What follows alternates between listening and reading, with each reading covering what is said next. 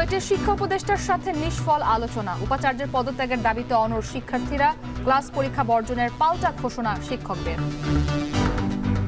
একজন ভাইস চ্যান্সেলরকে একজনকে অযৌক্তিকভাবে পদত্যাগ করতে হবে, আমরা এর তীব্রভাবে বিরোধিতা করছি। আমরা তখনই বের হব যখন এক দফা বাস্তবায়ন হবে, ভিসি মাসুদ অপসারণ হবে।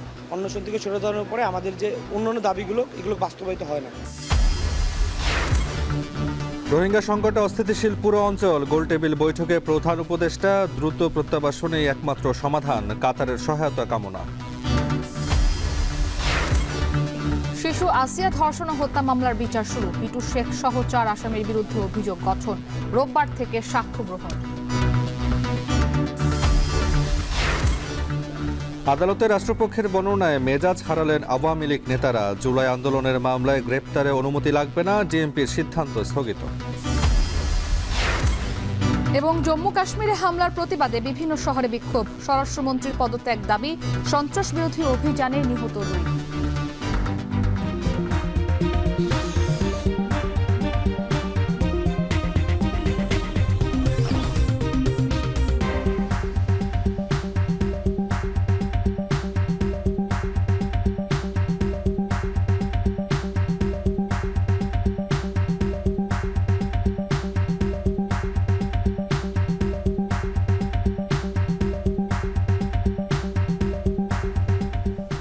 স্বাগত এখন দুপুরে। পুরো আয়োজন জুড়ে আপনাদের সাথে থাকবো আমরা দুজন, আমি ইসরাত মুক্তি এবং আমি তাসওয়ান নাফি। মুক্তি, কুয়েট শিক্ষার্থীদের সঙ্গে শিক্ষা উপদেষ্টার আলোচনাতেও আসেনি কোনো সমাধান। উপাচার্যের পদত্যাগের এক দফা দাবিতে এখনও অনড় শিক্ষার্থীরা এবং এতে অসুস্থ হয়ে পড়ায় আরও 4 শিক্ষার্থীকে ভর্তি করা হয়েছে বিশ্ববিদ্যালয় মেডিকেল। এবং আমরণ অনশনের পাশাপাশি আজও ক্যাম্পাসে বিক্ষোভ মিছিল করছেন বিক্ষুব্ধরা। এদিকে শিক্ষকরা জানিয়েছেন ভিসির পদত্যাগের বিষয়ে তদন্ত কমিটি যে প্রতিবেদনটি দেবে সেটি মেনে নেওয়া হবে। একসঙ্গে শিক্ষক লাঞ্ছনার যে ঘটনা সেটির সুরাহা না হওয়া পর্যন্ত ক্লাস পরীক্ষা বর্জনেরও ঘোষণা দিয়েছেন তারা। এ বিষয়ে আমাদের হাতে একটি প্রতিবেদন রয়েছে, নাফি, আমরা দেখে আসবো। ভিসি পদত্যাগের এক দফা দাবিতে উত্তাল খুলনা প্রকৌশল ও প্রযুক্তি বিশ্ববিদ্যালয়। বিক্ষোভ মিছিল আর আমরণ অনশন অব্যাহত রেখেছেন শিক্ষার্থীরা। এরই মধ্যে বেশ কয়েকজন শিক্ষার্থী অসুস্থ হয়ে হাসপাতালে ভর্তি হয়েছেন। এই অবস্থায় শিক্ষার্থীদের সঙ্গে কথা বলতে বুধবার সকালে সশরীরে কুয়েট ক্যাম্পাসে যান শিক্ষা উপদেষ্টা সিয়ার আবরার। বেশ কিছুক্ষণ কথা বলেন অনশনরত শিক্ষার্থীদের সাথে। এ সময় শিক্ষার্থীদের অনশন ভেঙে আইনের উপর আস্থা রাখার অনুরোধ করেন তিনি। এছাড়া বিশ্ববিদ্যালয়ের অচল অবস্থার প্রেক্ষিতে তদন্ত কমিটি গঠন করা হয়েছে বলেও জানান তিনি। তবে সেই আশ্বাসে আস্থা রাখছে না শিক্ষার্থীরা। সিদ্ধান্ত নিয়েছি একটা কমিটি, 3 জনের একটা কমিটি, যেখানে 2 জন ইউজিসির মেম্বার আছেন, মন্ত্রণালয়ের প্রতিনিধি আছেন। তারা সার্বিকভাবে পুরো জিনিসটা পর্যবেক্ষণ করে তারা একটা আমাদেরকে দেবেন, সাজেশন দেবেন, রেকমেন্ডেশন দেবেন এবং সেই হিসেবে আমাদের পরবর্তী যে কর্মপন্থা সেটা আমরা নির্ধারণ করব। তারা চাইছে এখনই আমরা কোনো ঘোষণা দেই যার মাধ্যমে তারা যেন অনশন শেষ করতে পারে। আমি তাদেরকে বোঝাতে চেষ্টা করেছি যে আইনের কিছু বিষয় রয়েছে, আমরা যাই করি না কেন সেটা আইন দ্বারা নির্দিষ্ট হতে হবে। এদিকে সকালেই ক্যাম্পাসে প্রবেশ করেছেন ইউজিসির 3 সদস্যের একটি প্রতিনিধি দল। কথা বলেছেন শিক্ষার্থী ও শিক্ষকদের সঙ্গে। দ্রুত সময় তদন্ত প্রতিবেদন জমা দেওয়া হবে বলেও জানায় দলটির আহ্বায়ক। এদিকে দুপুরে বর্তমান পরিস্থিতি নিয়ে সংবাদ সম্মেলন করেছেন বিশ্ববিদ্যালয়ের শিক্ষকরা। এ সময় ভিসির পদত্যাগের বিষয়ে তদন্ত কমিটির প্রতিবেদন মেনে নেওয়া হবে বলে জানিয়েছেন শিক্ষকরা। একই সঙ্গে শিক্ষক লাঞ্ছনার ঘটনা সুরাহা না হওয়া পর্যন্ত ক্লাস পরীক্ষা বর্জনের পাল্টা ঘোষণা দিয়েছেন তারা। শিক্ষকরা সবসময় সহযোগিতা করেছি, চেষ্টা করেছি এবং এই কথাগুলো নিয়ে সত্যকে আড়াল করা হয়েছে। আমাদের অ্যালামনাইদেরকে, অভিভাবকদেরকে, দেশবাসীকে বিভ্রান্ত করা হয়েছে।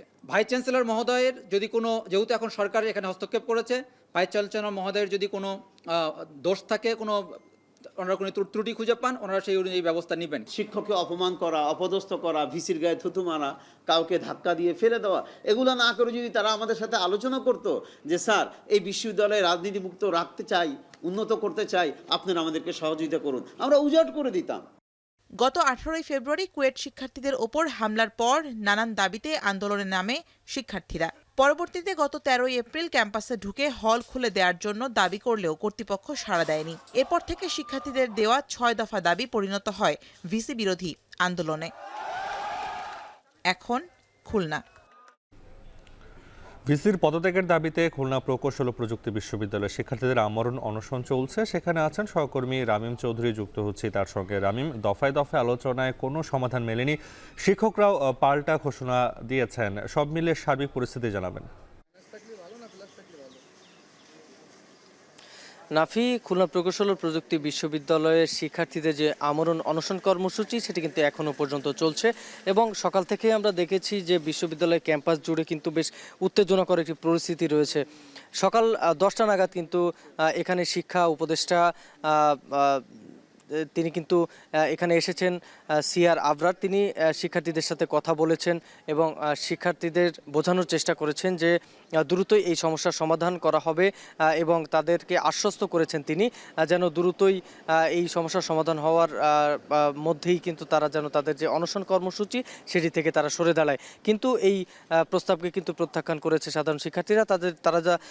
তারা কিন্তু উপদেষ্টার সাথে কথা বলেছেন, তারা তাদের যে দাবিগুলো রয়েছে সেগুলো উপদেষ্টাকে জানিয়েছেন এবং তারা যেটি বলছেন যে মূলত তারা যতক্ষণ না পর্যন্ত তাদের যে দাবি সেটি পূরণ না হচ্ছে ততক্ষণ তারা এই অনশন কর্মসূচি চালিয়ে যাবেন। এর পাশাপাশি বিক্ষুব্ধ শিক্ষার্থীরা যারা রয়েছেন তারা কিন্তু পুরো ক্যাম্পাস জুড়ে বিক্ষোভ মিছিল বিক্ষোভ করছেন, আমরা দেখেছি সকাল থেকেই এই এক দফা দাবি আদায়ের লক্ষ্যে।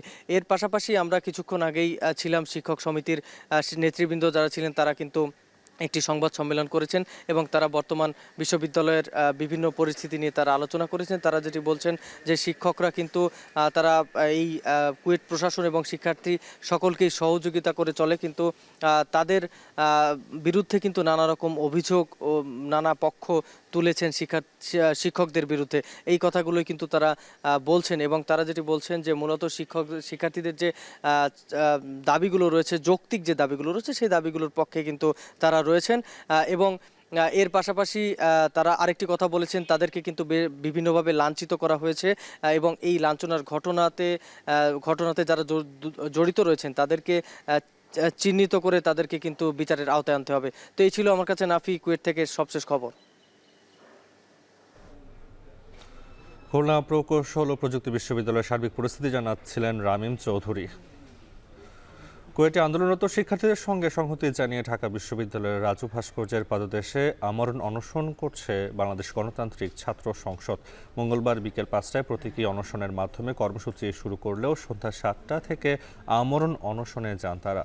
2 মাস ধরে আন্দোলনের পরও শিক্ষার্থীদের হামলায় জড়িতদের বিরুদ্ধে ব্যবস্থা না নেওয়ায় উপাচার্যের পদত্যাগের দাবি করেছেন শিক্ষার্থীর। মঙ্গলবার রাতে শাহবাগ ব্লকের কর্মসূচি শেষ করে সারা দেশের পাবলিক বিশ্ববিদ্যালয়ের শিক্ষার্থীদের ক্লাস পরীক্ষা বর্জনের আহ্বান জানানো হয়। বহিরাগত সন্ত্রাসীরা কুয়েটে ফ্যাসিস্ট কায়দায় সাধারণ শিক্ষার্থীদের উপর হামলা চালিয়েছে জানিয়ে আন্দোলনরতরা বলেন, দেশে কাউকেই আর ফ্যাসিস্ট হতে দেয়া হবে না।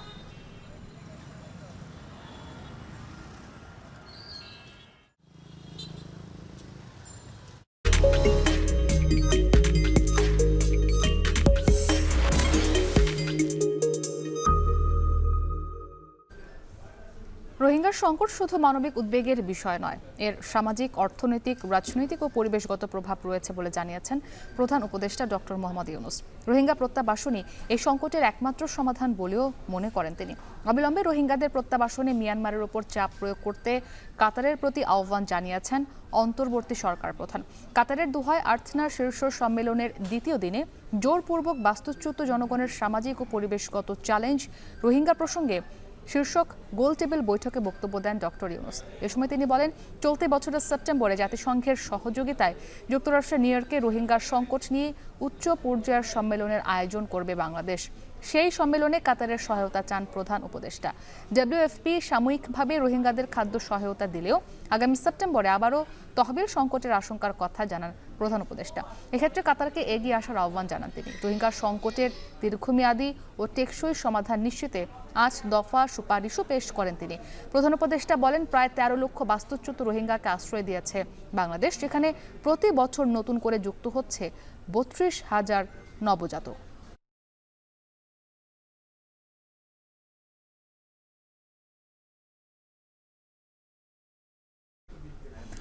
আর্থনাস সামিটের দ্বিতীয় দিনে ব্যস্ত সময় পার করছেন প্রধান উপদেষ্টা। সাইডলাইনে বিভিন্ন বৈঠকে অংশ নিচ্ছেন ডক্টর মোহাম্মদ ইউনূস।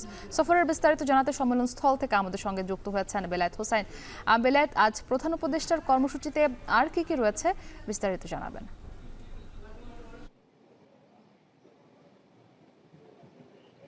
মুক্তি দ্বিতীয় দিনের আর্থিনা সামিট চলছে, তবে সামিটের মতো করে চলছে ডক্টর মোহাম্মদ ইউনূস। তার ব্যস্ততা চলছে সাইডলাইনের বিভিন্ন ধরনের বৈঠক করে।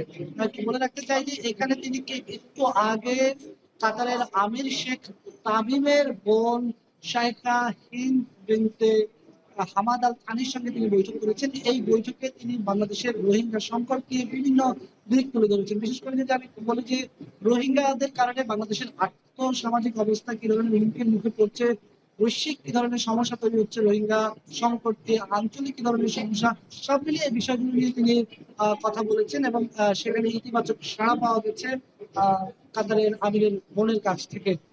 বাংলাদেশের প্রধান উপদেষ্টা যে জিনিসটি বলতে চেয়েছেন যে কিছুদিনের মধ্যেই অর্থাৎ সেপ্টেম্বর মাসে জাতিসংঘ একটি উচ্চ সম্মেলনের আয়োজন করা হবে।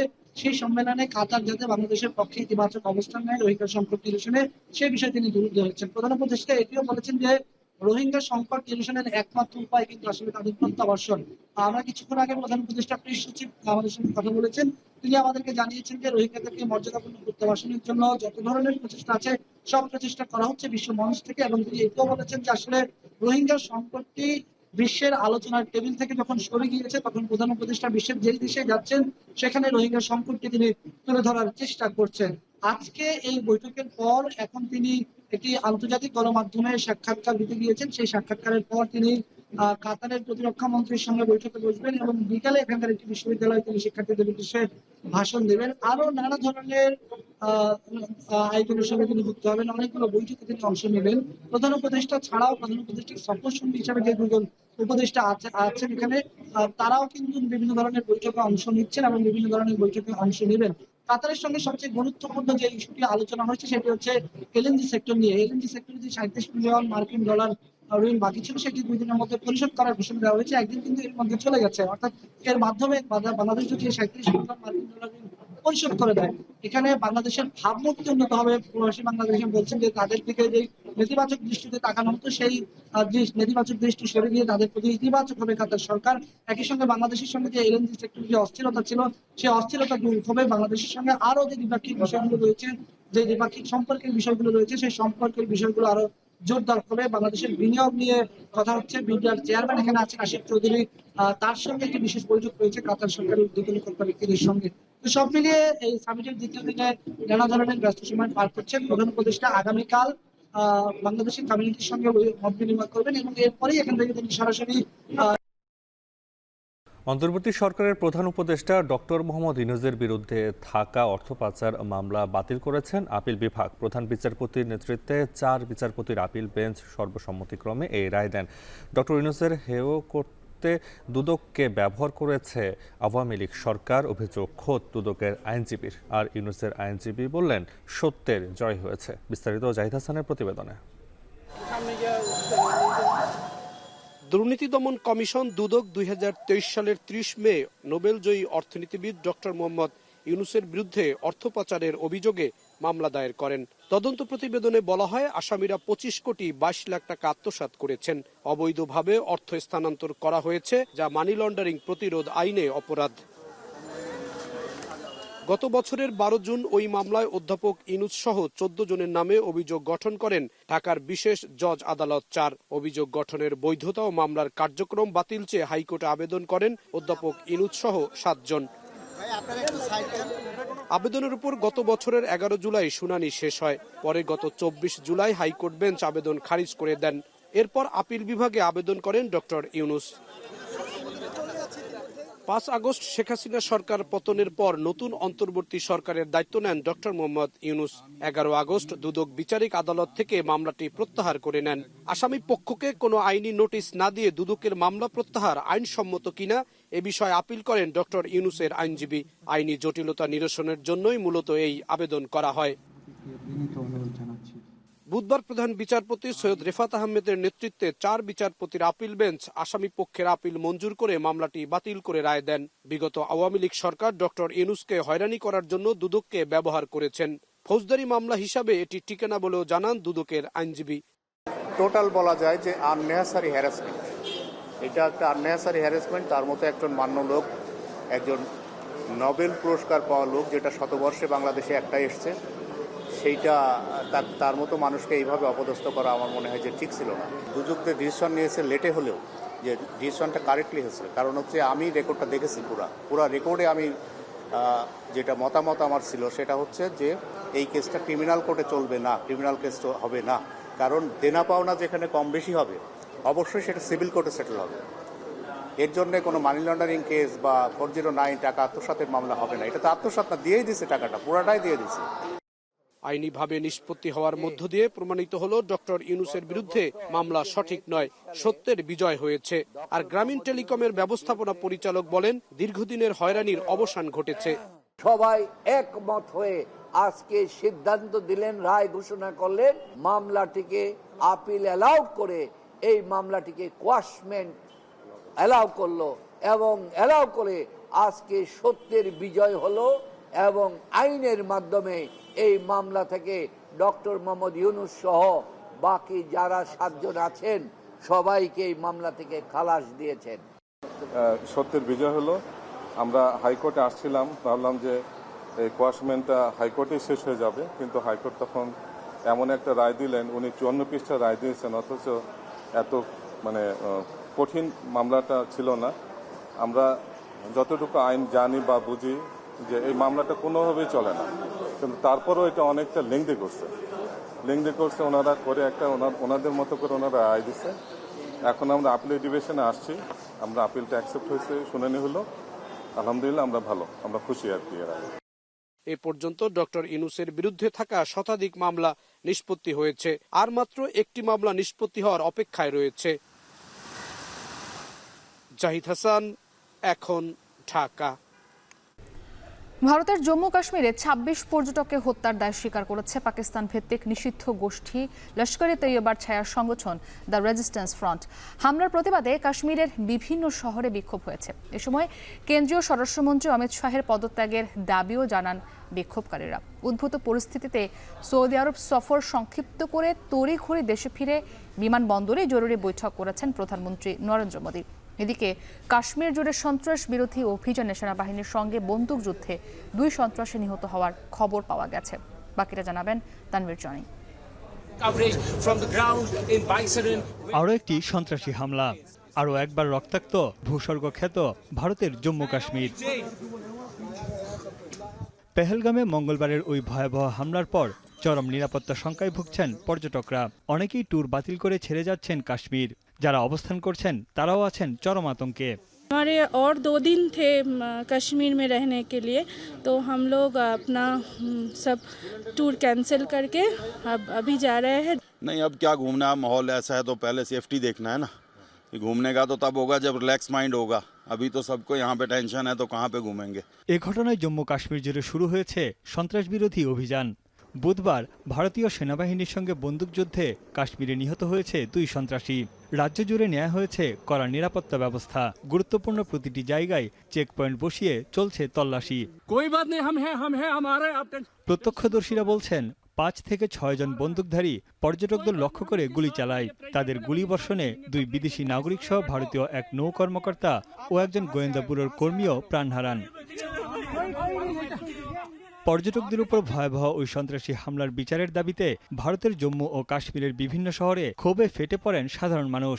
হামলার পেছনে পাকিস্তানকে দায়ী করে দেশটির পতাকা পুড়িয়ে আন্দোলন করেন তারা। এ সময় ভারতের স্বরাষ্ট্রমন্ত্রী অমিত শাহর পদত্যাগও দাবি করেন অনেকে। इनोसेंट लोगों को मारा गया है जो कि कश्मीर में घूमने आए थे, अपनी फैमिली के साथ घूमने आए थे। यही डिमांड करते हैं यूथ कांग्रेस की तरफ से कि जल्द से जल्द इनको अमित शाह को इस्तीफा देना चाहिए। जिस तरह इन दहशतगर्दों ने ये कायराना हरकत की हम सब इसकी मजम्मत करते हैं। এদিকে সামাজিক যোগাযোগ মাধ্যমের এক বার্তায় হামলার দায় স্বীকার করেছে কাশ্মীরের সশস্ত্র গোষ্ঠী দ্য রেজিস্ট্যান্স ফ্রন্ট বা টিআরএফ, যেটি নিষিদ্ধ ঘোষিত পাকিস্তানের বিচ্ছিন্নতাবাদী সংগঠন লস্কর-ই-তৈয়বার একটি ছায়া সংগঠন। 2019 সালে কাশ্মীরের বিশেষ অনুচ্ছেদ 370 বাতিলের পর মাথাচাড়া দিয়ে ওঠে তারা। কাশ্মীর উপত্যকায় অবৈধ বসতি গড়তে চাইলে এই ধরনের হামলা চালিয়ে যাওয়ার হুমকি দিয়েছে সংগঠনটি। এ ঘটনায় সৌদি সফর সংক্ষিপ্ত করে বুধবার সকালে তড়িঘড়ি দেশে ফিরে বিমানবন্দরে জরুরি বৈঠক করেন প্রধানমন্ত্রী নরেন্দ্র মোদী। বৈঠকে ছিলেন জাতীয় নিরাপত্তা উপদেষ্টা অজিত দোভাল, পররাষ্ট্রমন্ত্রী এস জয়শঙ্কর ও পররাষ্ট্র সচিব। অপরাধীদের সর্বোচ্চ শাস্তি নিশ্চিত করার আশ্বাস দেন মোদী। হামলার পরই শ্রীনগরে গিয়ে কাশ্মীরের মুখ্যমন্ত্রী উমর আবদুল্লার সঙ্গে বৈঠক করেন স্বরাষ্ট্রমন্ত্রী অমিত শাহ। এ সময় নিহতদের প্রতি শ্রদ্ধা জানান তিনি।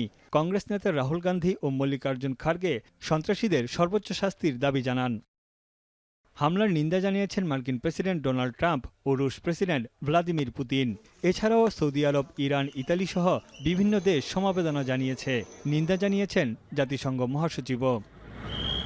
2019 সালে পুলওয়ামার পর এটি কাশ্মীরের সবচেয়ে বড় সন্ত্রাসী হামলা। তানভীর জানি, এখন বিশ্ব। কেউ ছিলেন সদ্য বিবাহিত, এখন বসে আছেন স্বামীর লাশের পাশে। কেউ পরিবার নিয়ে ঘুরতে গিয়েছিলেন, লাশ হয়ে এখন হাসপাতালে। ভারতের জম্মু কাশ্মীরে ভয়াবহ সন্ত্রাসী হামলা চিরদিনের জন্য বদলে দিয়েছে ছুটি উপভোগ করতে আসা এই মানুষগুলোর জীবন। গণমাধ্যমগুলো বলছে গেল কয়েক বছরের মধ্যে ভারতের সবচেয়ে ভয়াবহ সন্ত্রাসী হামলা এটি, যেখানে এতগুলো সাধারণ মানুষের প্রাণ গেছে। বিস্তারিত জানাচ্ছেন ঈশিতা ব্রহ্ম।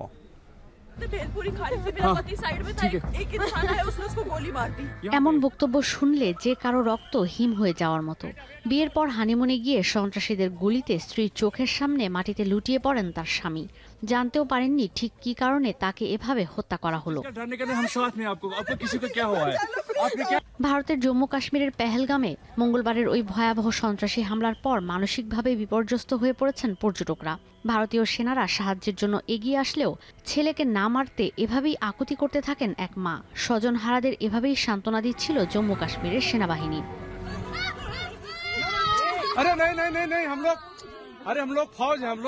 बैठो बैठो हम लोग फौज हैं, बैठो बैठो मेरे बच्चे को अरे हम लोग फौजी हैं, कुछ नहीं करेंगे, आपकी सेफ्टी के लिए आए हैं, आपकी सेफ्टी के लिए आए हैं, बैठो बैठो बैठो।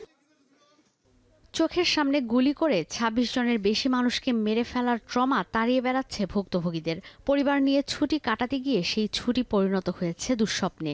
মিনি সুইজারল্যান্ড খ্যাত পেহেলগাম পরিণত হয়েছে মৃত্যুপুরীতে। স্বামীকে বাঁচাতে এভাবেই আকুতি করছিলেন এই স্ত্রী।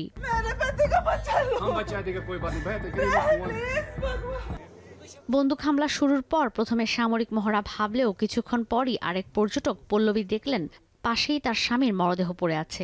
যখন পল্লবী তাকেও মেরে ফেলতে বললেন, তখন বন্দুকধারীরা জানান, তোমাকে মারবো না, মোদিকে গিয়ে বলো। जिस बंदे ने मेरे पति को मारा ना, वो वही जा रहा था। मैंने उसे बोला मुझे भी मारो, तूने मेरे पति को मारा। मेरे सन में भी बोला, तो उसने हमें नहीं मारा, उसने बोला मोदी को बोलो। কেরালা থেকে স্ত্রী সহ ঘুরতে এসেছিলেন আরেক পর্যটক রামাচন্দ্রন। ঘোড়ায় চড়া অবস্থায় তাকে গুলি করা হয়। হাসপাতালে গিয়ে তার মেয়ে শনাক্ত করে বাবার মরদেহ।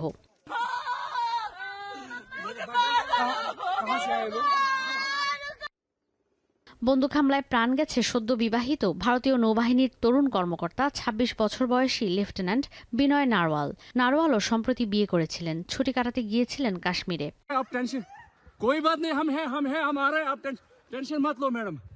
এমন আরও বেশ কয়েকজন দম্পতি আছেন যারা হানিমুনে গিয়ে হারিয়েছেন স্বামীকে, কারণ বন্দুকধারীরা খুঁজে খুঁজে হত্যা করছিল ছেলেদের।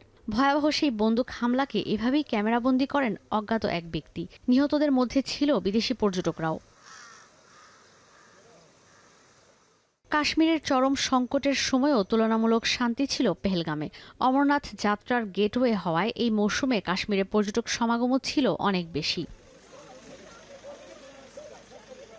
বন্দুকধারীরা টার্গেট করছিল বৈশরণ ভ্যালিকে। এই উপত্যকায় উঠতে হয় পায়ে হেঁটে নয়তো ঘোড়ায় চড়ে। বন্দুকধারীরা এই জায়গাটিতে প্রবেশ করে পর্যটকদের ওপর অতর্কিত গুলি চালায় বলেও জানান ভুক্তভোগীরা। ঈশিতা ব্রহ্ম, এখন বিশ্ব। মাগুরায় শিশু আসিয়া ধর্ষণ ও হত্যার ১.৫ মাস পর শুরু হলো বিচার কাজ। এ মামলায় হিটু শেখ সহ ৪ জনকে আসামি করে অভিযোগপত্র গঠন করা হয়েছে। এছাড়া আগামী রোববার মামলার সাক্ষ্য গ্রহণের দিন ধার্য করেছে আদালত। প্রতিবেদনে বিস্তারিত। মাগুরায় ধর্ষণ ও হত্যা চেষ্টার শিকার ৮ বছরের শিশু আছিয়ার ঘটনায় উত্তাল হয় সারা দেশ। ধর্ষকের ফাঁসির দাবিতে জেলায় জেলায় মিছিল, বিক্ষোভ সমাবেশ, সড়ক মহাসড়ক অবরোধ করে ছাত্র জনতা। গেল মাসের ৬ তারিখ মাগুরা সদর উপজেলার নিজনান্দুয়ালি গ্রামের বোনের বাড়িতে বেড়াতে গিয়ে বোনের শ্বশুর হিটু শেখের কাছে ধর্ষণ ও হত্যা চেষ্টার শিকার হয় ৮ বছরের শিশু আছিয়া। উন্নত চিকিৎসার জন্য প্রথমে ঢাকা মেডিকেল কলেজ হাসপাতাল ও পরে রাজধানীর সম্মিলিত সামরিক হাসপাতালে শিশু আছিয়াকে ভর্তি করা হয়। পরে চিকিৎসাধীন অবস্থায় ১৩ মার্চ মৃত্যু হয় তার। আছিয়া ধর্ষণ ও হত্যা মামলার দাবি ওঠে আইন পরিবর্তনের। এরপরই দ্রুত বিচার নিশ্চিতে অন্তর্বর্তী সরকার উদ্যোগ নেয়। ধর্ষণের সংজ্ঞা পরিবর্তন, শিশু ধর্ষণ ট্রাইব্যুনাল গঠনের সিদ্ধান্ত সহ ২০ মার্চ নারী ও শিশু নির্যাতন দমন সংশোধনের অধ্যাদেশের খসড়ার চূড়ান্ত অনুমোদন দেয় সরকার। একই সঙ্গে ৩ মাসের মধ্যে বিচারের আশ্বাস দেয়া হয়।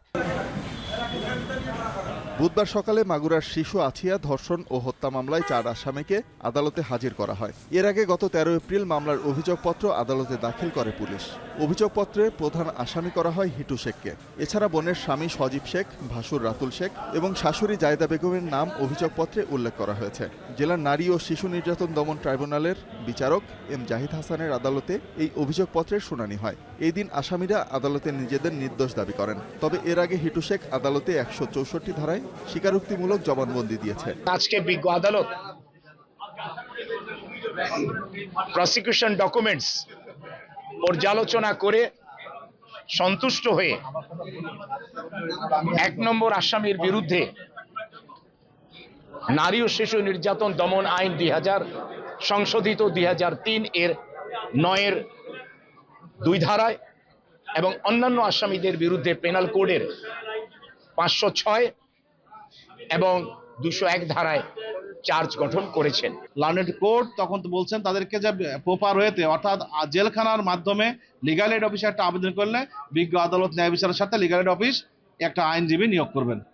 আগামী ২৭ এপ্রিল শিশু আছিয়া ধর্ষণ ও হত্যা মামলার পরবর্তী সাক্ষ্য গ্রহণের দিন ধার্য করেছে আদালত।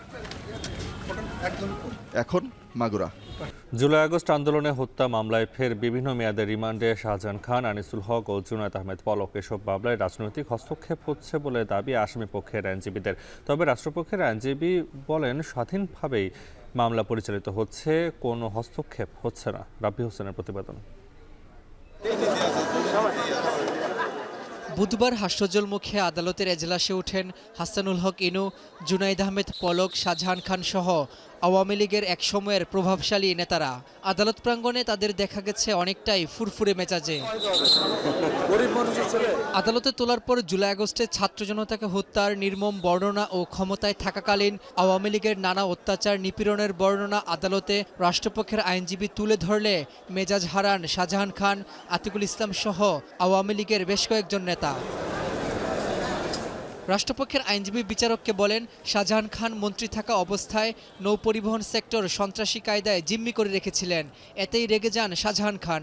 এ সময় রাষ্ট্রপক্ষের আইনজীবী ও এজলাসে উপস্থিত আইনজীবীদের সঙ্গে তার উত্তপ্ত বাক্য বিনিময় হয়। ছাত্র জনতা হত্যার ৯ মাস পরে এসে সাবেক মেয়র আতিকুল ইসলামের আইনজীবী আদালতকে বলেন, ছাত্র জনতার আন্দোলনে আতিকুল ইসলাম বিরোধী ছিলেন না, বরং পক্ষে ছিলেন। যদিও শুনানি শেষে গণমাধ্যমের সঙ্গে কথা বলতে রাজি হননি তার আইনজীবী। এদিন জুলাই আগস্টের বিচার কার্যে রাজনৈতিক হস্তক্ষেপ ও চাপ প্রয়োগ করা হচ্ছে বলে দাবি করেন আসামিপক্ষের এক আইনজীবী। আমরা দেখতে পাচ্ছি যে এখানে আসলে বিচার প্রক্রিয়ায় প্রতিনিয়ত বিভিন্ন ধরনের হস্তক্ষেপ করা হচ্ছে, বিভিন্ন ধরনের রাজনৈতিক চাপ দেওয়া হচ্ছে। এই ১ সপ্তাহে জুনায়েদ আহমেদ পলককে ১২টার উপরে মামলা দেওয়া হয়েছে। এটাকে বলা যায় যে একটি সাইলেন্টলি পানিশমেন্ট চলছে তার। শুনানি শেষে রাষ্ট্রপক্ষের আইনজীবী বলেন, অন্তর্বর্তী সরকারের নির্দেশ আওয়ামী লীগের মতো বিচারের পূর্বে কারো সঙ্গে অবিচার আর রিমান্ডের নামে নির্যাতন করা হবে না। তারপরও আওয়ামী লীগের নেতাকর্মীরা আদালতে মিথ্যাচার ও বেফাঁস কথা বলে আদালতকে প্রশ্নবিদ্ধ করার চেষ্টা করছেন। বিচারকেরা আসামিরা কিছু বলতে চাইলে তাদেরকে বলার জন্য সুযোগ দিয়ে থাকেন এবং তারা আদালতে এমন ধরনের বক্তব্য রাখে যে আদালতে তারা পরিবেশ নষ্ট করে দেয় এবং আদালতে যে আইনজীবীরা থাকে বা অন্যান্য যে যারা বিচার প্রার্থীরা থাকে তাদের ভিতরে এই ধরনের একটা প্যানিক সৃষ্টি করা তাদের উদ্দেশ্য। এদিন যাত্রাবাড়ি, ভাটারা ও বাড্ডা থানার বেশ কয়েকটি হত্যা মামলায় বিভিন্ন মেয়াদে রিমান্ড দেওয়া হয় শাহজাহান খান, আতিকুল ইসলাম, জুনাইদ আহমেদ পলক ও নিষিদ্ধ ছাত্রলীগ নেতা তানভীর হাসান সৈকতকে। এছাড়া বিভিন্ন থানার মামলায় গ্রেপ্তার দেখানো হয়েছে সাবেক মন্ত্রী কামরুল ইসলাম, হাসানুল হক ইনু, রাশেদ খান মেনন, ব্যারিস্টার তুরিন আফরুদ সহ 8 থেকে 10 জন সাবেক মন্ত্রী এমপিকে। রাব্বি হোসেন, এখন, ঢাকা।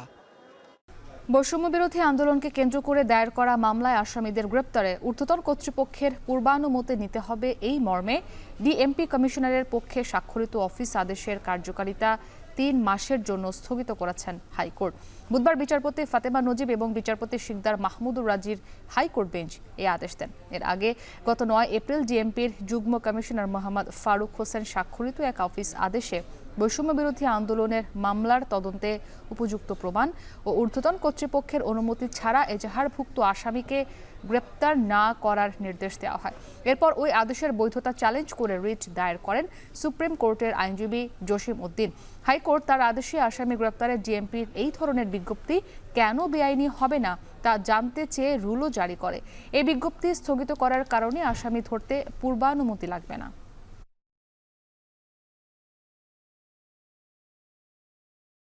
প্রচলিত আমাদের যে বিচারিক যে প্রক্রিয়া, আমাদের পেনাল কোড, আমাদের সিআরপিসি, আমাদের সংবিধান এবং পুলিশ রেগুলেশনস অফ বেঙ্গলে পুলিশ কিভাবে কাজ করবেন সেটা উল্লেখ করা আছে।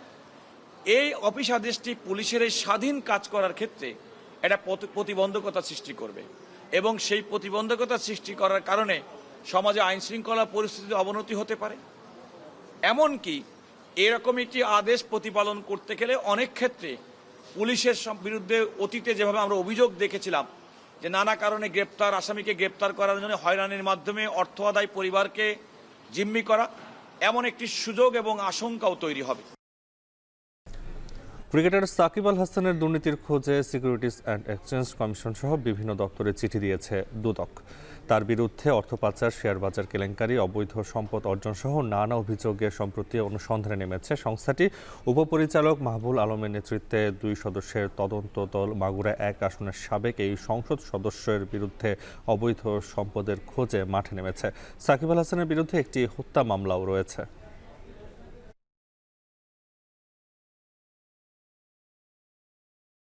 সৎমা নিশি ইসলামের দায়ের করা মামলায় অভিনেত্রী মেহের আফরোজ শাওনের বিরুদ্ধে গ্রেপ্তারি পরোয়ানা জারি করেছেন আদালত।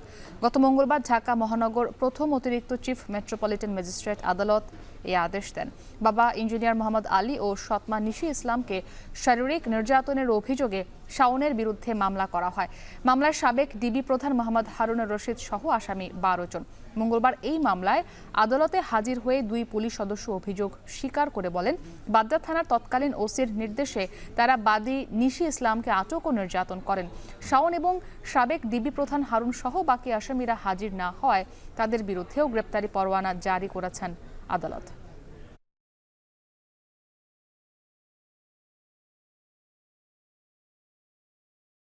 দু একটি অপহরণের ঘটনা ঘটলেও আগের তুলনায় পাহাড় অনেকটা শান্ত বলে জানিয়েছেন স্বরাষ্ট্র উপদেষ্টা জাহাঙ্গীর আলম চৌধুরী। দুপুরে চট্টগ্রামের সার্কিট হাউসে আইন শৃঙ্খলা পরিস্থিতি সহ সার্বিক বিষয় নিয়ে বিভাগের কর্মকর্তাদের সাথে মতবিনিময় সভা শেষে কথা বলেন তিনি। এ সময় আরাকান আর্মির কারণে মিয়ানমারের সাথে সীমান্ত বাণিজ্য ব্যাহত হচ্ছে বলেও মন্তব্য করেন তিনি। মাটি যে টপ সয়েলগুলি কাইটে নিয়ে যাচ্ছে, এই পাহাড় উজাড় হয়ে যাচ্ছে, এইগুলি ব্যাপারেও আলোচনা হয়েছে। খালি ওই পাহাড়ের কেন দোষ দেন? পাহাড় আগের থেকে অনেক ভালো অবস্থা আছে, অনেক শান্ত আছে।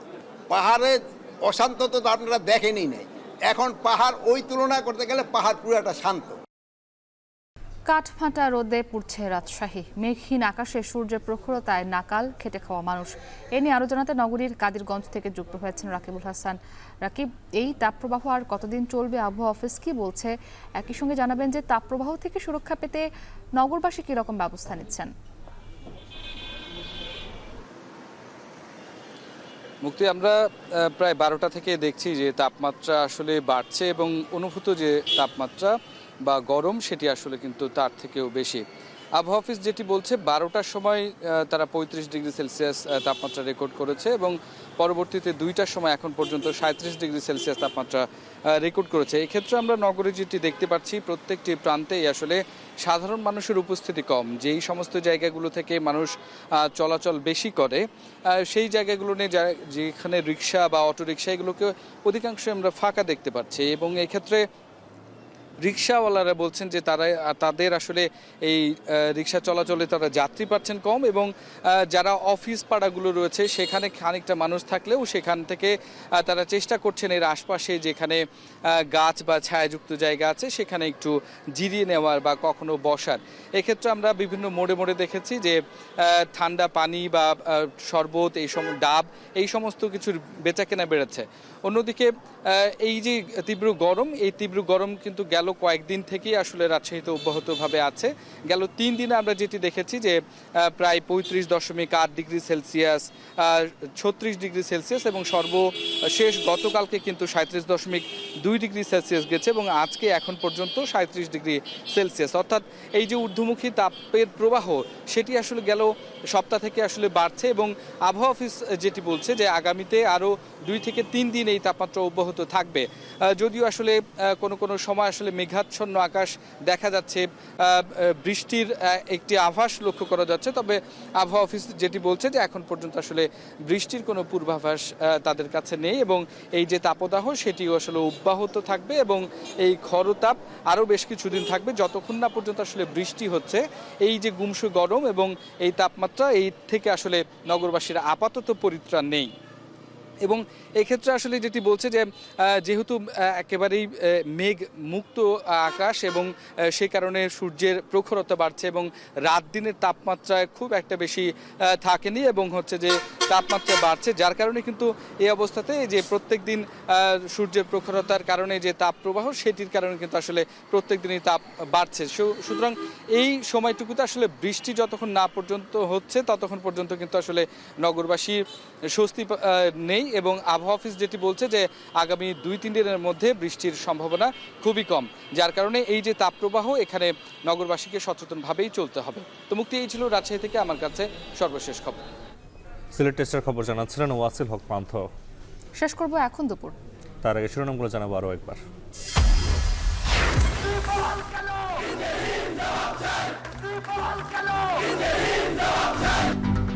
কুয়েটে শিক্ষা উপদেষ্টার সাথে নিষ্ফল আলোচনা, উপাচার্যের পদত্যাগের দাবিতে অনড় শিক্ষার্থীরা, ক্লাস পরীক্ষা বর্জনের পাল্টা ঘোষণা শিক্ষকদের। একজন ভাইস চ্যান্সেলরকে একজনকে অযৌক্তিকভাবে পদত্যাগ করতে হবে, আমরা এর তীব্রভাবে বিরোধিতা করছি।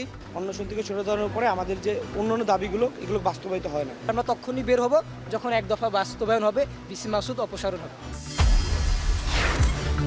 রোহিঙ্গা সংকটে অস্থিতিশীল পুরো অঞ্চল, গোলটেবিল বৈঠকে প্রধান উপদেষ্টা, দ্রুত প্রত্যাবাসনে একমাত্র সমাধান, কাতারের সহায়তা কামনা। শিশু আসিয়া ধর্ষণ ও হত্যা মামলার বিচার শুরু, হিটু শেখ সহ 4 আসামির বিরুদ্ধে অভিযোগ গঠন, রোববার থেকে সাক্ষ্য গ্রহণ। আদালতের রাষ্ট্রপক্ষের বর্ণনায় মেজাজ হারালেন আওয়ামী লীগ নেতারা, জুলাই আন্দোলনের মামলায় গ্রেপ্তারের অনুমতি লাগবে না, ডিএমপির সিদ্ধান্ত স্থগিত। এবং জম্মু কাশ্মীরের হামলার প্রতিবাদে বিভিন্ন শহরে বিক্ষোভ, স্বরাষ্ট্রমন্ত্রীর পদত্যাগ দাবি, সন্ত্রাস বিরোধী অভিযানে নিহত 2 জন।